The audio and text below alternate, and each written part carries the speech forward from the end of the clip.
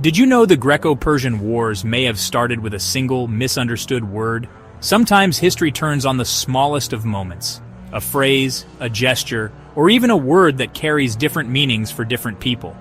When the Persian Empire demanded earth and water from the Greeks, it was meant as a symbolic gesture of peaceful submission.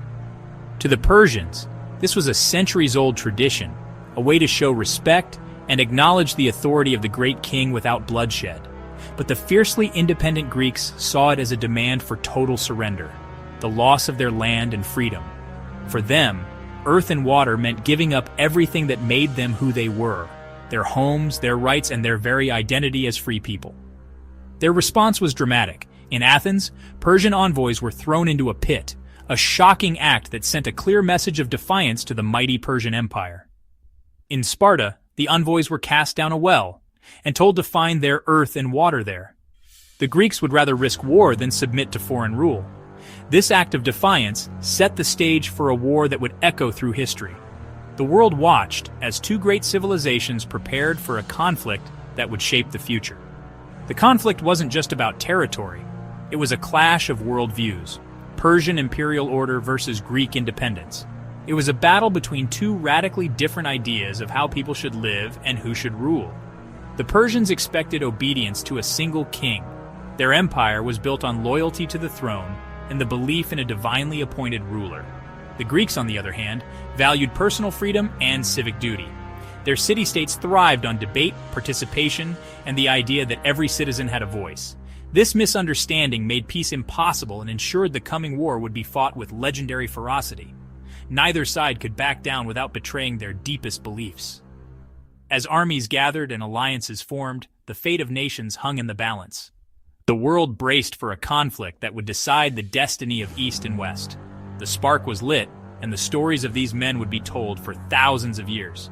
Their courage and choices would inspire legends, shaping the way we remember the ancient world. The war became a struggle for the soul of civilization itself, a test of ideals and endurance that would leave its mark on history. Two worlds collided, and neither would ever be the same. The echoes of that single word, misunderstood and defiant, still resonate through the ages. Greek soldiers weren't professionals. They were ordinary citizens, farmers, potters, and merchants. By day, they tilled the fields, shaped clay, or traded goods in bustling markets. Yet, beneath their simple tunics, each man carried the weight of a hidden responsibility. War was a civic duty, not a career. When the city called, these men left their homes and livelihoods behind, saying farewell to loved ones with uncertain hearts.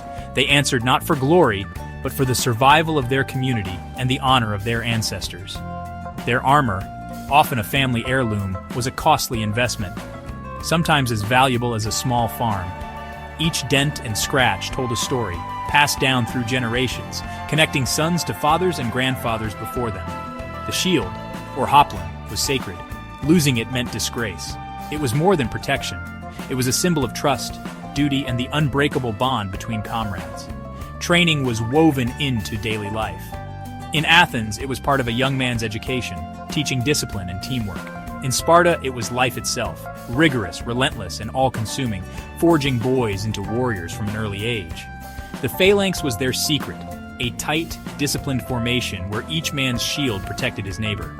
It demanded absolute coordination and trust, turning a group of individuals into a single, unstoppable force. Trust and discipline turned civilians into hoplites, legendary citizen soldiers whose reputation would echo through history. Standing firm in the phalanx meant trusting the man beside you with your life. Each soldier's courage was strengthened by the presence of his brothers in arms. The transformation was as much mental as physical.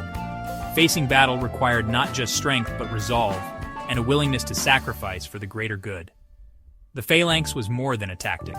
It was the embodiment of community, a living wall of unity and shared purpose. Every man mattered. The city's survival depended on their unity. In battle, the fate of families, friends, and the entire polis rested on their shoulders. This is how ordinary Greeks became the warriors who would defy an empire, men transformed by duty, discipline, and the bonds of brotherhood. Their resolve would soon be tested on the battlefield, where courage and unity would determine the fate of Greece itself. The Battle of Marathon, 490 BC, Athens faced annihilation by a massive Persian force, their very freedom hanging in the balance. Panic gripped the city as families feared for their lives and the fate of their beloved Athens. But General Miltiades, a man of vision and courage, argued for open battle, not hiding behind the city's walls. The Athenians, vastly outnumbered, took position on the hills above Marathon, determined to make their stand on their own terms. When the Persian cavalry was absent, Miltiades seized the moment, rallying his officers and preparing for a bold attack. He ordered a full charge, hoplites sprinting in heavy armor across the plain, straight into a storm of arrows, their shields raised and hearts pounding with fear and hope. The Persians were stunned by the audacity and speed of the Greek attack, caught off guard by the unexpected assault. The Greek center bent under pressure, but the strong flanks crushed the Persian sides, then encircled the enemy in a brilliant maneuver that would echo through history.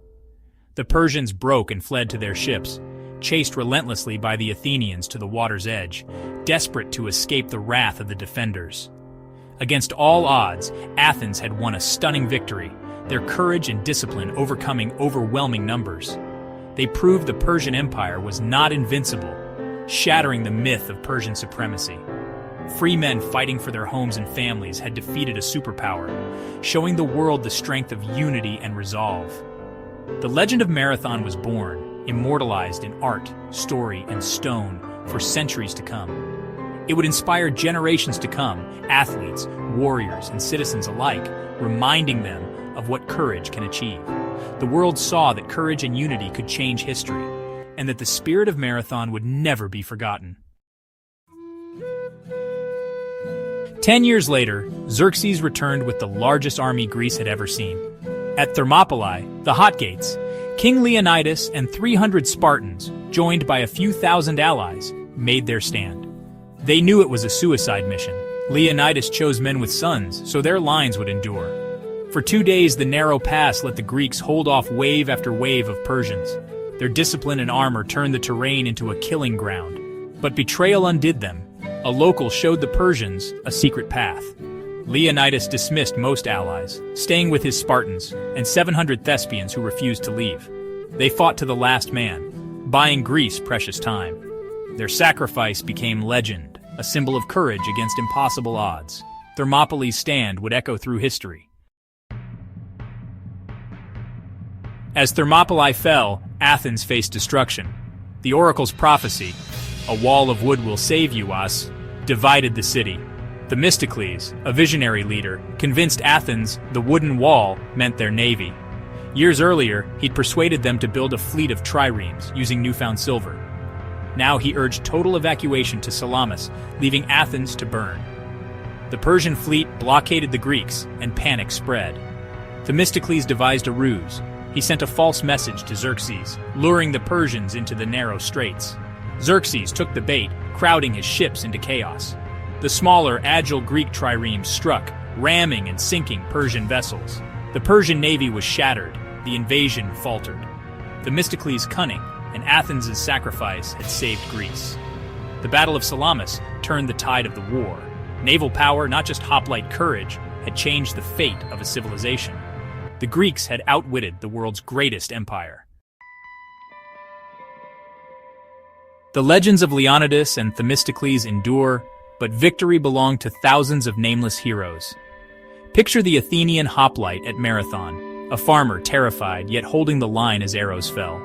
Or the rowers at Salamis, poor men packed into triremes powering the wooden walls that saved Greece. Their only weapon was teamwork and the ship itself. The women and children of Athens, forced to abandon their city, watched it burn from Salamis, enduring loss for the hope of freedom. Their resilience kept Athens alive.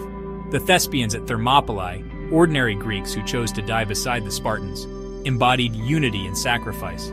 Their city was destroyed in revenge, but their spirit lived on. These unsung heroes, farmers, rowers, women, and forgotten allies, were the true foundation of victory. The legends rest on their shoulders.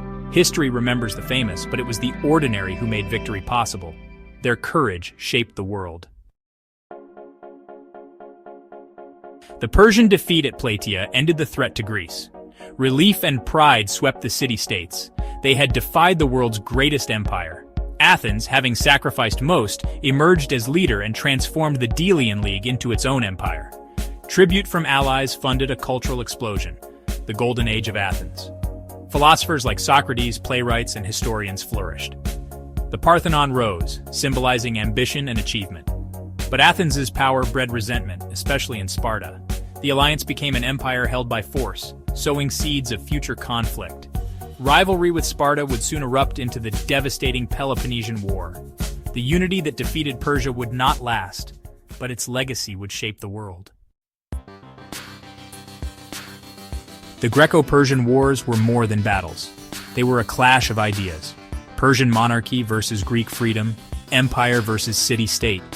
Had Persia won, democracy and citizenship might have vanished before they began. The stories of Marathon and Thermopylae became Western civilization's founding myths. Marathon now means endurance. Pyrrhic victory warns of costly triumphs. The West versus East divide traces back to this conflict. The wars showed that ordinary people, united by purpose, can defy empires. The legends endure because they celebrate the human spirit's power. Their story still inspires us to value freedom and courage. The Persian War's legends didn't end with the battles. Survivors returned home as heroes, forever changed. Themistocles, once a savior, was later exiled, ending his days in Persia, a twist of fate. The war's end set the stage for new rivalries. Athens and Sparta, once allies, became bitter enemies. Their unity dissolved, leading to the Peloponnesian War and a weakened Greece. Herodotus, the father of history, traveled to record these stories, creating the discipline of history itself. The Persian Wars became the first great narrative of the West. They remind us that history is made by human choices, of kings, soldiers, and ordinary people. The story never truly ends. It's a tale of courage, sacrifice, and the power of individuals to shape the world. Thank you for joining this journey into the past. For more stories like this, follow our channel and join our community of history lovers.